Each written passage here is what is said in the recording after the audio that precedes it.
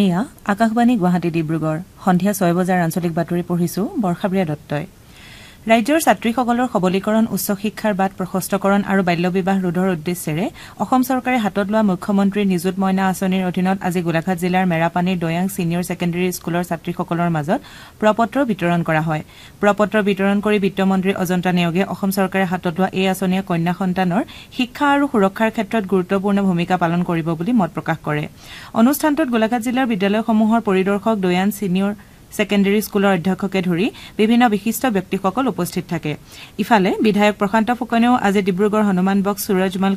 কানৈ মহাবিদ্যালয়ত মুখ্যমন্ত্ৰী নিযুত মইনা আঁচনিৰ প্ৰপত্ৰ বিতৰণ কাৰ্যসূচীৰ শুভাৰম্ভ কৰে উচ্চ শিক্ষা গ্ৰহণৰ বাবে ছাত্ৰীসকলৰ সবলীকৰণৰ দিশত বিশেষকৈ আৰ্থিক দুৰৱস্থাৰ বাবে শিক্ষা গ্ৰহণ কৰিব নোৱাৰা ছাত্ৰীসকলৰ মাজত বাল্য বিবাহৰ দৰে গুৰুতৰ সমস্যাসমূহ ৰোধ কৰিবলৈ অসম চৰকাৰে এই অভিলাষী আঁচনিখন ফলপ্ৰসূ হ'ব বুলি বিধায়ক ফুকনে আজি অনুষ্ঠানত মন্তব্য কৰে শাৰদীয় দুৰ্গোৎসৱৰ পাছতে ৰাজ্যত পঞ্চায়ত নিৰ্বাচন অনুষ্ঠিত হ'ব ইয়াৰ পূৰ্বে প্ৰতিটো উন্নয়ন খণ্ডৰ লগতে গাঁও পঞ্চায়ত আঞ্চলিক পঞ্চায়ত আৰু জিলা পৰিষদৰ পুনৰ গঠন প্ৰক্ৰিয়া অনুষ্ঠিত কৰা হ'ব পঞ্চায়তৰ গ্ৰামোন্নয়ন মন্ত্ৰী ৰঞ্জিত কুমাৰ দাসে তিনিচুকীয়াত সংবাদ মাধ্যমৰ আগত এই কথা সদৰি কৰি কয় যে পঞ্চায়ত নিৰ্বাচনৰ পূৰ্বে অহা 1 ছেপ্টেম্বৰৰ পৰা 7 ছেপ্টেম্বৰৰ ভিতৰত ৰাজ্যৰ উন্নয়ন খণ্ডসমূহৰ পুনৰ গঠন প্ৰক্ৰিয়া সম্পন্ন হ'ব তেওঁ লগতে কয় যে 7 ছেপ্টেম্বৰৰ পাছত খচৰা সংক্ষিপ্ত ৰূপ প্ৰকাশ পাব আৰু ৰাইজৰ কিবা উজৰ আপত্তি থাকিলে সেইসমূহ 17 ছেপ্টেম্বৰৰ ভিতৰত নিষ্পত্তি কৰিব লাগিব জনতাৰ উজৰ আপত্তিক লৈ যদি কিবা সংশোধন কৰিবলগীয়া হয় তেন্তে সেয়া জিলা আয়ুক্তই সম্পূৰ্ণ কৰিব আনহাতে 17 ছেপ্টেম্বৰৰ পাছত খচৰাৰ চূড়ান্ত তালিকা প্ৰকাশ পালে জিলা আয়ুক্তই সেই তালিকা ৰাজ্যিক নিৰ্বাচন আয়োগক প্ৰদান কৰিব সেই অনুসৰি অহা ডিচেম্বৰৰ ভিতৰতে পঞ্চায়ত নিৰ্বাচন অনুষ্ঠিত কৰিব পৰা যাব বুলি মন্ত্ৰীগৰাকীয়ে জানিবলৈ দিছে বাংলাদেশৰ সাম্প্ৰতিক অস্থিৰ পৰিস্থিতিয়ে ভাৰত আৰু বাংলাদেশৰ মাজত বেপাৰ বাণিজ্যত প্ৰভাৱ পেলাইছে সুবুৰীয়া ৰাষ্ট্ৰখনত আৰ্থ-সামাজিক অস্থিৰতাৰ পৰিপ্ৰেক্ষিতত ধুবুৰী জিলাত ভাৰত বাংলাদেশ সীমান্তৰ আন্তঃৰাষ্ট্ৰীয় নদী বন্দৰ সাময়িকভাৱে বন্ধ হৈ আছে উল্লেখযোগ্য যে ভাৰত আৰু ভূটান তথা বাংলাদেশৰ পূৰ্বৱৰ্তী চৰকাৰৰ সৈতে হোৱা এলানি আলোচনা মৰ্মে ভাৰতীয়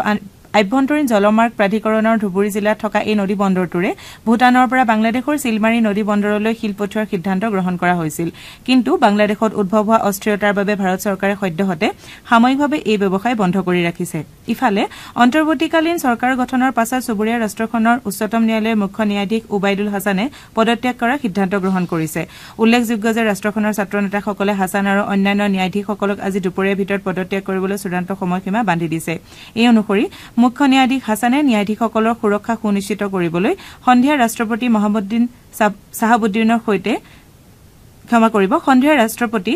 মহম্মদ সাহাবুদ্দিনৰ সৈতে আলোচনা কৰি পদত্যাগ পত্ৰ দাখিল কৰিব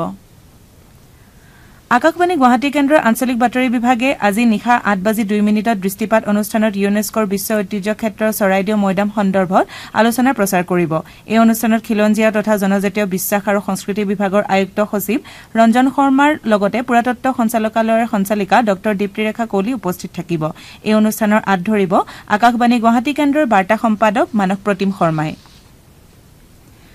নগাঁও আৰক্ষীয়ে চলাই অহা ড্ৰাগছ বিৰোধী অভিযানত আজি চহৰখনৰ হেৰাপট্টিৰ পৰা নগদ ধন আৰু মাদক দ্ৰব্যৰ জব্দ কৰিবলৈ সমৰ্থ হয় আৰক্ষীৰ সূত্ৰই প্ৰকাশ কৰা অনুসৰি গোপন সূত্ৰ পম খেদি নগাঁও আৰক্ষীৰ এটা অভিযানকাৰী দলে হেৰাপট্টিত চলোৱা অভিযানটোত বৃহৎ পৰিমাণৰ নগদ ধনৰ সৈতে 4 বাকচ মাদক দ্ৰব্য মাটিৰ তলৰ পৰা উদ্ধাৰ কৰে ঘটনা সন্দৰ্ভত এজনী মহিলাসহ 2টা ড্ৰাগছ সৰবৰাহকাৰীক আৰক্ষীয়ে গ্ৰেপ্তাৰ কৰিছে সৰবৰাহ কেইটাৰ পৰা অধিক তথ্য লাভৰ বাবে আৰক্ষীয়ে তদন্ত অব্যাহত ৰাখিছে গোলাঘাটত নিপকোৰ দয়াং জলবিদ্যুৎ প্ৰকল্পৰ বান্ধৰ পানী খুলি দিয়াৰ ফলত দয়াং আৰু ধনশিৰি নদীৰ কাষৰীয়া বহু অঞ্চল জলমগ্ন হৈ পৰিছে জিলাখনৰ মেৰাপানী সৰুপথাৰ খুমটাই মৰঙী আদি অঞ্চলসমূহৰ ভালেকেইখন গাঁও বানত ক্ষতিগ্ৰস্ত হৈছে কেইবা হাজাৰ হেক্টৰ কৃষিপথাৰ পানী নষ্ট হোৱাৰ লগতে মেৰাপানী অঞ্চলৰ অৰ্ধশতাধিক পৰিয়াল পানীৰ মাজত আবদ্ধ হৈ আছে গোলাঘাট জিলা প্ৰশাসনে বানত ক্ষতিগ্ৰস্ত পৰিয়ালসমূহৰ বাবে আশ্ৰয় শিবিৰৰ ব্যৱস্থা কৰিছে এতিয়াৰ বাতৰি ইমানতে অন্ত পৰিল